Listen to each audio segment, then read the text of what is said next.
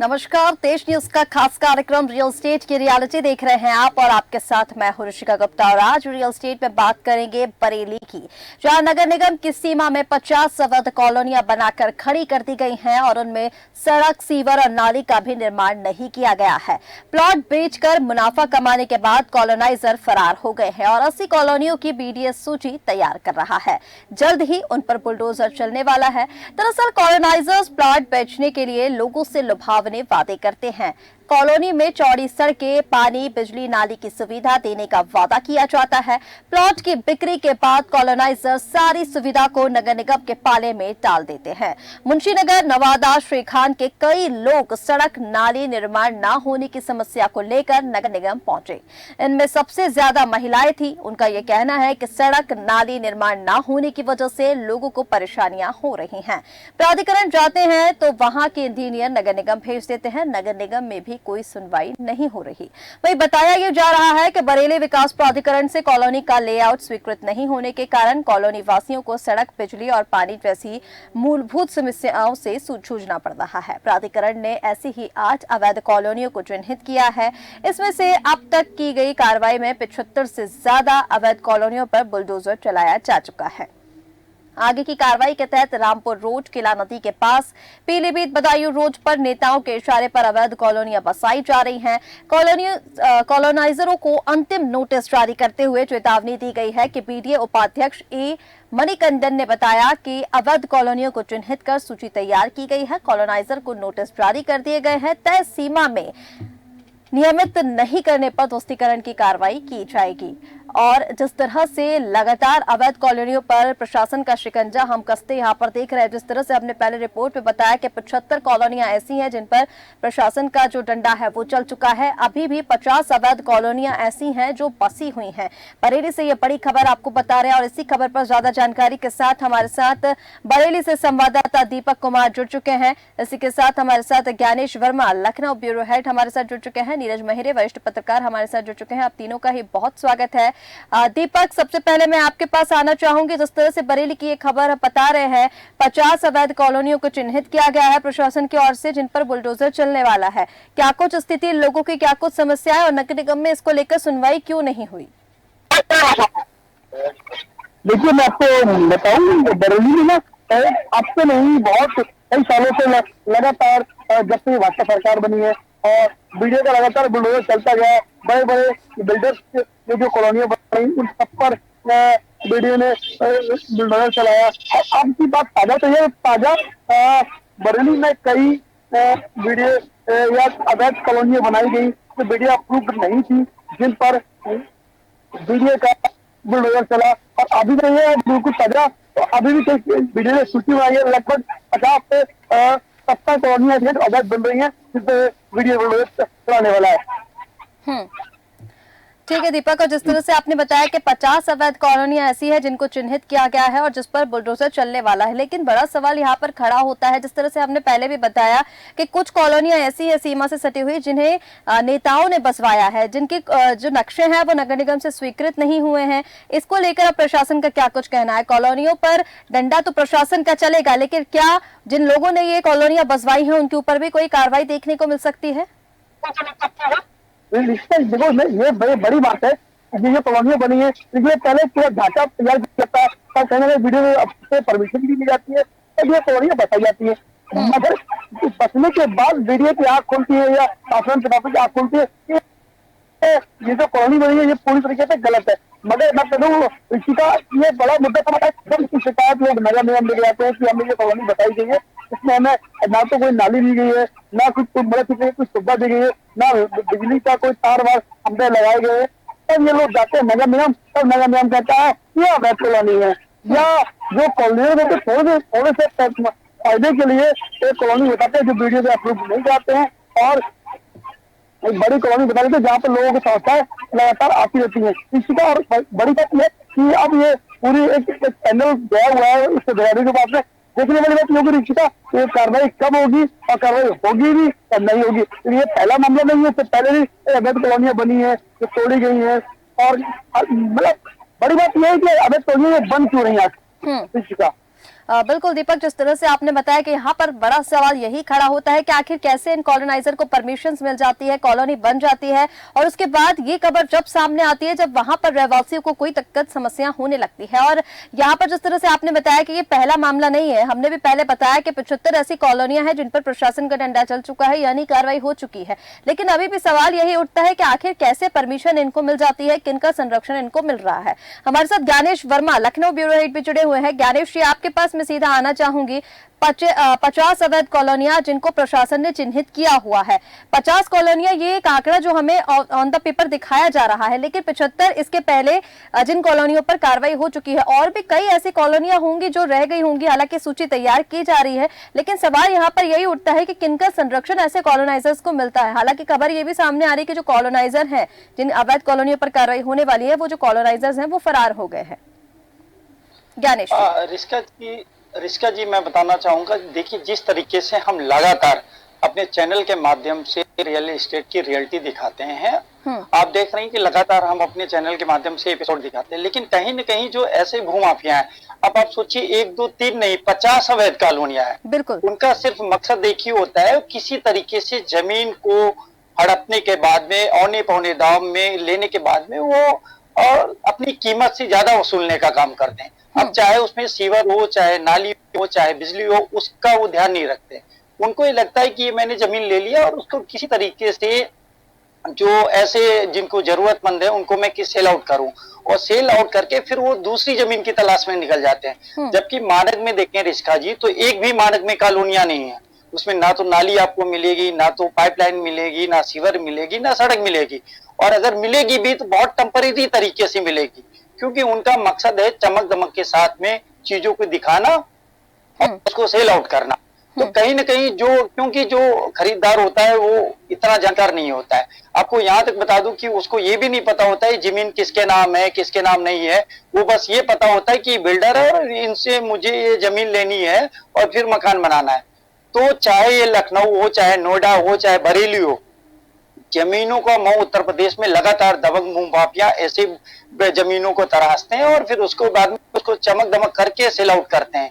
लेकिन कहीं ना कहीं आप देखिए लगातार बुलडोजर चलता है। बुलडोजर चलने के बाद में बड़ा सवाल ये है रिस्का जी कि उन पे FIR क्यों नहीं होती। जो ऐसे भूमाफिया हैं जब वो पकड़े जाते हैं तो उनको सिर्फ बिल्डिंगों को धराशायी किया जाता है, गिराया जाता है, लेकिन उनके ऊपर FIR होनी चाहिए और FIR होने के बाद में उनको जेल के अंदर होना चाहिए।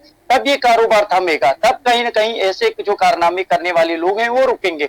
सोचिए आप, इस पे बरेली का है 1 2 3 नहीं 50 अवैध कॉलोनियां है, उस पर लगातार नगर निगम जो है अब जो है लिस्ट बना रही है और जो है तैयार कर रही है। अब उस पे तैयार करने के बाद में इस पे कार्रवाई होगी।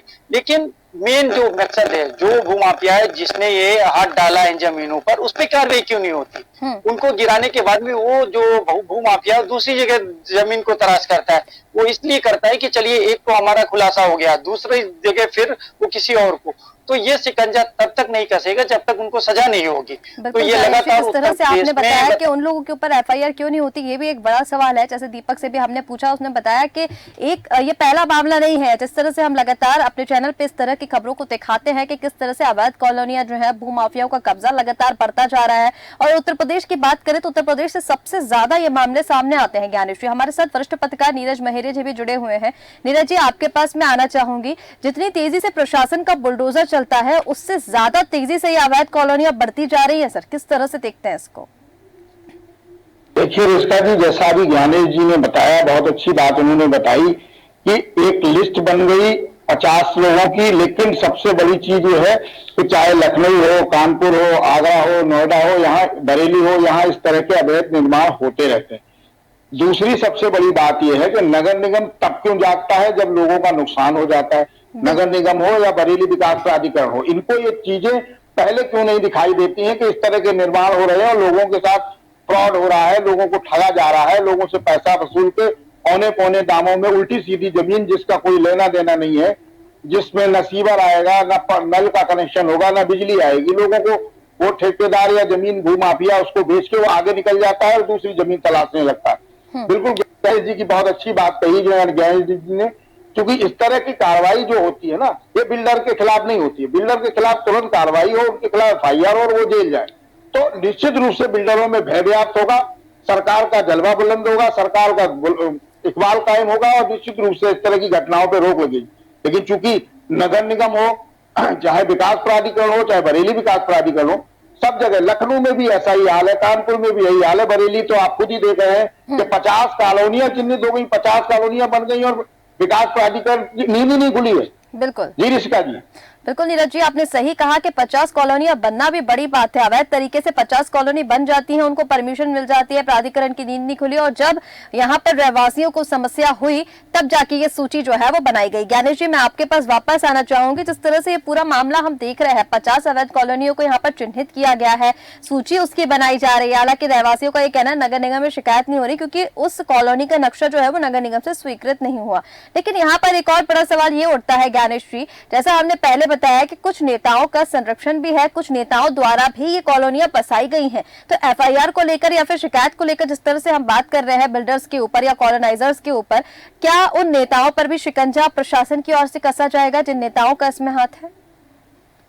देखिए ऋषिका जी, ये जो भी ऐसे काम होते हैं, जो भूमि वाले काम होते हैं, इसमें जब तक किसी, चाहे मैं बता दूं, जब तक कोई बड़ा पॉलिटिशियन नहीं इन्वॉल्व होता है, तो किसी आम व्यक्ति की ये ताकत नहीं है कि वो जमीन को और इतनी बड़ी जमीन को डेवलप करे और उसके बाद में उसके मानक तैयार करे। आपको पहली बात तो बता दूं कि इस मानक में कोई पेपर नहीं होता है, ना तो इनके पास नक्शा होता है जो ये कहते हैं कि हमारे पास, हम आपको नाली बना के देंगे, सीवर लाइन डाल के देंगे, बिजली कनेक्शन देंगे, ऐसा कुछ नहीं होता है। ये केवल उसको इतने सुंदर तरीके से डेवलप करते हैं, केवल डिवाइडर बना के और उस पेड़ पौधे लगाकर, उसके बाद में जब इसी में जो व्यक्ति होता है वो आके परचेज करता है, परचेज करने के बाद में वो ऐसे वहां से विलुप्त हो जाते हैं बिल्डर कि वहां दोबारा दिखाई नहीं देंगे, फिर दूसरी कॉलोनी में लग जाते हैं। और इसमें बता दूं कि नगर निगम, देखिए लगातार अगर नगर निगम चाहे या कोई जेडीए चाहे या एलडीए चाहे, अगर वो चाहे तो इनकी औकात नहीं है, इनकी इतनी ताकत नहीं है कुछ जमीन पे बिल्डर पैर रख पाए कहीं ना कहीं। लेकिन कहीं ना कहीं देखिए इनकी संलिप्तता भी होती है इसका जी, बिना इनकी संलिप्तता के ये कुछ भी नहीं कर सकते हैं। और बता दूं, इसमें जो भी पैसा लगा होता है वो काला पैसा लगा होता है, क्योंकि आम आदमी के पास में इतनी ताकत नहीं होती। अब इस सरकार में बता दूं कि योगी आदित्यनाथ की जानकारी में अगर ऐसे मामले पहुंचते हैं तो सिर्फ ध्वस्तीकरण होता है, बाकी सरकारों में तो ऐसा कुछ भी नहीं था। लेकिन पहले से बेहतर है कि कुछ जो आम व्यक्ति हो उसको राहत मिलती है और उसको लगता है कि मैं अगर शिकायत करूंगा तो इस सरकार में सुनवाई होगी। यहाँ तक ऐसी शिकायतें आती हैं ऋषिका जी, मैं तो राजधानी लखनऊ में हूँ, यहाँ जिले से लोग इतना परेशान होकर आते हैं कि लगातार चिट्ठियां पे चिट्ठियां लिखते हैं कि सर हमारी जमीन को, एक ही जमीन को 4-4 बार लोग बेच देते हैं। अब आप सोचिए, एक जमीन को वो कैसा व्यक्ति है जो 3-3 लोगों को रजिस्ट्री करता है और तीनों फिर कोर्ट में चले जाते हैं केस, और केस सालों साल चलता है। तो चूंकि हाई कोर्ट में, लोअर कोर्ट में केस जाने के बाद में फिर आम व्यक्ति की ताकत नहीं बचती है, उसको लगता है कि न्याय होगा, वो न्याय पे विश्वास करता है। लेकिन जो बड़े भूमाफिया होते हैं वो कागजों से कैसे खेलना है उनको पूरा तरीका पता है। लेकिन कहीं ना कहीं ज्ञानेश जी, जिस तरह से भूमाफियाओं को लेकर हम यहाँ पर बात कर रहे हैं और बिना किसी संरक्षण के या फिर बिना किसी बड़े नेता के संलिप्तता के इतना बड़ा जो कॉलोनी है वो खड़ी नहीं की जा सकती। यहाँ पर परमिशन से लेकर, यानी उच्च स्तर के अधिकारी से लेकर नीचे स्तर का अधिकारी, फिर तो सभी पर यहाँ पर कार्रवाई होने की आवश्यकता है। ऋषिका जी बिल्कुल आपने सही कहा। ये देखिए, ये कारनामे तभी रुकेंगे जब जो भी छोटे से बड़ा अगर कर्मचारी इन्वॉल्व है और उस पे अगर सपोज करिए जब ये साबित हो गया है कि अवैध बिल्डिंग है, उसको गिराने जेसीबी पहुंच गई, तो इस पे अब ये जांच होनी चाहिए कि इनमें कौन कौन इन्वॉल्व है, चाहे वो लेखपाल हो, तहसीलदार हो, कानून गो, एसडीएम हो। अगर इसकी जांच हो जाएगी तो सारे दोषी मिलेंगे और अगर उन पे कार्रवाई हो जाए तो अगली बार वो पास करने से पहले 100 बार सोचेंगे। लेकिन चूंकि उस पे सिर्फ जेसीबी गिरा के चली आती है और अधिकारी हो, चाहे बिल्डर हो, चाहे भूमाफिया हो, चौड़े से घूमते रहते हैं और इसी वजह से वो दोबारा दूसरी जगह तलाशते हैं। अगर इसकी ये जांच हो जाए कि ये लोग संलिप्त हैं, चाहे वो पॉलिटिशियन हो और चाहे अधिकारी हो, उनपे चाहे लेखपाल हो, अगर उनको सस्पेंड कर दिया जाए, सस्पेंड नहीं बर्खास्त किया जाए सीधा, तब इन कारनामों को उत्तर प्रदेश में लगाम लगाया जा सकता। वरना सिर्फ किसी की शिकायत पहुंची तो उस पर कार्रवाई और किसी की नहीं पहुंची तो ये धड़ल्ले से कार्रवाई नहीं हो पाएगी, काम चलता रहेगा। तो इसमें शिकंजा कसने की अति आवश्यकता है ऋषिका जी। जब तक देखिए ये जानकारी योगी आदित्यनाथ तक नहीं पहुंचती तब तक अधिकारी फाइलों से बहुत अच्छा खेलते हैं। ये मैं आए दिन देखता हूँ, रोज रोज देखता हूँ। कि एक ही फाइल को कितना वेट कराते हैं, सालों साल वेट कराते हैं। बिल्कुल और ज्ञानेश एक जी, आम आपने व्यक्ति ठीक के कहा लिए यहाँ पर कि ताकत नहीं जब तक होती। यहाँ पर उच्च स्तर से लेकर निचले स्तर तक अधिकारियों पर कार्रवाई नहीं होगी, तब तक कहीं ना कहीं ये जो मामले हैं इस तरह के अवैध कॉलोनियों को लेकर और फिर जो समस्याएं सामने आती हैं, इनमें कमी आना बहुत ही मुश्किल है। हमारे साथ हमारे संवाददाता दीपक भी बने हुए हैं लगातार। दीपक, आपके पास मैं आना चाहूंगी, जिस तरह से इस मामले को लेकर हम बात कर रहे हैं, कॉलोनाइजर जो है वो फरार हो गए हैं यहाँ पर, उनको लेकर अभी तक प्रशासन की क्या कुछ कार्रवाई है? दूसरा, जिस तरह से अभी ज्ञानेश जी ने बताया कि बहुत ही खूबसूरती से कॉलोनाइजर की ओर से या फिर बिल्डर की ओर से वो चीजें पेश की जाती है, ग्राहकों को बताया जाता है कि हमारे पास सारी परमिशन है। तो जब ये जो सारी परमिशन को लेकर बात की जाती है और जिस तरह से ये कॉलोनियों का मामला सामने आया, जो रहवासी नगर निगम में शिकायत लेकर पहुंचे हैं, क्या उनके पास कोई प्रूफ है कि जो कॉलोनाइजर है, जो बिल्डर है, उसने कुछ परमिशन वगैरह ग्राहकों को दिखाई हो? लेकिन इसका ये जो एक बड़ा सवाल है, मैं आपको बता दूं, मैं अब तो तभी हर बिल्डर गलत नहीं होता। कुछ बिल्डर वास्तव में रीवा से परमिशन लेके आते हैं, प्रॉपर नियम से काम करते हैं और एक अच्छी कॉलोनी बताते हैं, और ऐसे लोग हैं वो लोग भी बदनाम होते हैं। और मैं अब जो अपने बात का सवाल का जवाब दे दूं, तो बच्ची में वो लोग जो बिल्डर जो यहाँ से भागे हैं, उनको लगातार शासन ढूंढने को कर रहा है और उनकी खोज लगातार जारी है। असल में किस जगह चले गए हैं, पुलिस की पूरी तैयारी है, लगभग पूरी तैयारी है उनको करने की, क्योंकि अभी चुनाव चल रहा है और उत्तर प्रदेश में लोकसभा चुनाव अभी थोड़ी देर है, फिलहाल उनसे कार्रवाई होगी। तो हमारे विदेश अधिकारी से बातचीत हुई इस मामले में, देखो सोना का फिलहाल अभी थोड़ा सा मामला और कार्रवाई होगी, क्योंकि बरेली कहते हैं तो बरेली उत्तर प्रदेश सबसे ज्यादा वेरियन है बिल्डिंग को, क्या विधायक का पेट्रोल पंप हो, क्या किसी विधायक का कुछ है, उससे चला है, अगर अवैध है तो उसका अवैध किया गया।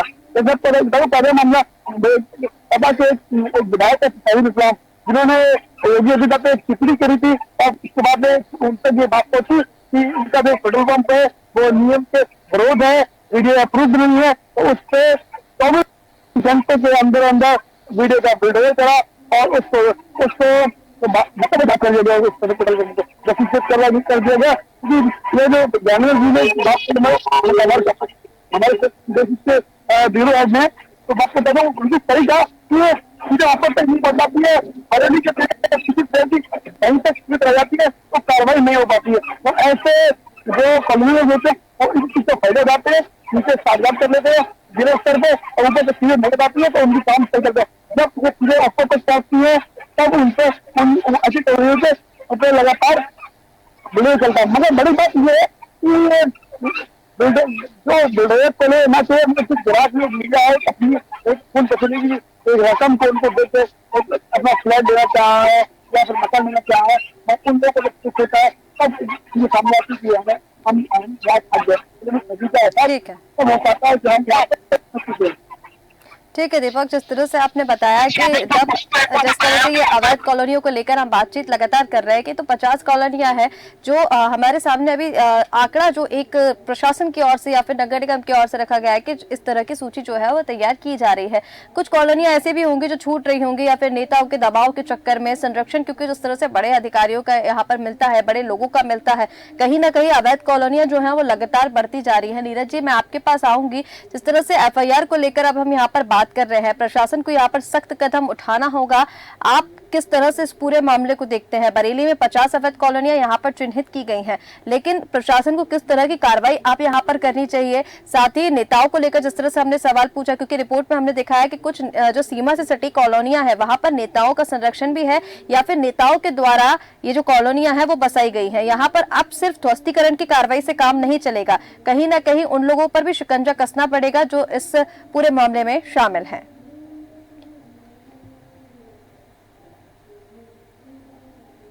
ये नेता के लोग होते हैं जिनके माध्यम से नेता पैसा इन्वेस्ट करता है और उन्हीं का नाम होता है। नेताजी कहीं सामने नहीं आते हैं और वो सब महाराजे और सब दिखा के निकल लेते हैं।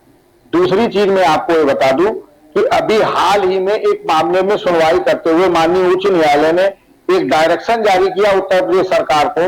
सरकार ने उस डायरेक्शन के बाद एक नया शासनादेश भी लागू किया है कि इस तरह की जो जमीनें हैं, इस तरह के जो लोग हैं, इस तरह के जो काम करके लोगों को ठगने का काम और मूर्ख बनाकर पैसा हड़प कर लेते हैं और जमीन का कोई पता नहीं होता है, उनके खिलाफ भी कार्रवाई की जाने का दिशा निर्देश जारी कर दिया गया है उत्तर प्रदेश शासन की ओर से। जैसा कि अभी ज्ञानेश जी ने बताया कि सरकार तब जागती है जब उत्तर प्रदेश के मुख्यमंत्री की निगाह में कोई मामला आ जाता है। तो जब हाईकोर्ट का डायरेक्शन आएगा, हाईकोर्ट के डायरेक्शन के बाद फिर उस पर पूरे पे कार्रवाई की गई, बैठक की गई। बैठक के बाद तत्काल प्रभाव से एक अभी 20 दिन पहले ही जियो जारी किया गया। जियो के बाद अब सारे विकास प्राधिकरण, चाहे वो बरेली विकास प्राधिकरण हो, कानपुर विकास प्राधिकरण हो, लखनऊ विकास प्राधिकरण हो, नोएडा विकास, सारे विकास प्राधिकरण श्रीकांत स्तर पे, और जिसका जीता जागता सबूत हम और आप अभी देख पा रहे हैं कि बरेली में 50 कॉलोनियों की लिस्ट बन गई है कि जो टूटनी है, जो अवैध है। इससे पहले नगर निगम या विकास प्राधिकरण सो रहा था, या ये कहिए कि इनकी ही मिली भगत से, निश्चित रूप से इनकी मिली भगत होती है, तभी ये ठेकेदार, ये लोग जो आते हैं और ये जमीनें पे कब्जा करके बाउंड्री वाल बनाकर और तैयार करके लोगों को अच्छे पेड़ पौधे लगाकर मन बातें करके और बेचने का काम करते हैं। जी रिश्का जी। बिल्कुल नीरज जी, हाँ आपने ठीक कहा कि जिस तरह से संरक्षण और कहीं ना कहीं नगर निगम कह लें या फिर प्राधिकरण कह लें, जब तक इन लोगों की मिलीभगत ना हो तब तक इतनी सारी कॉलोनियां वो भी अवैध रूप से संचालित नहीं की जा सकती। आप सभी मेहमानों का हमारे साथ जुड़ने के लिए बहुत शुक्रिया। तो बरेली से ये आपको खबर बता रहे हैं जहां पर नगर निगम की ओर से, प्रशासन की ओर से, सरकार की ओर से 50 अवैध कॉलोनियां चिन्हित की गई है जिस पर बुलडोजर चलेगा।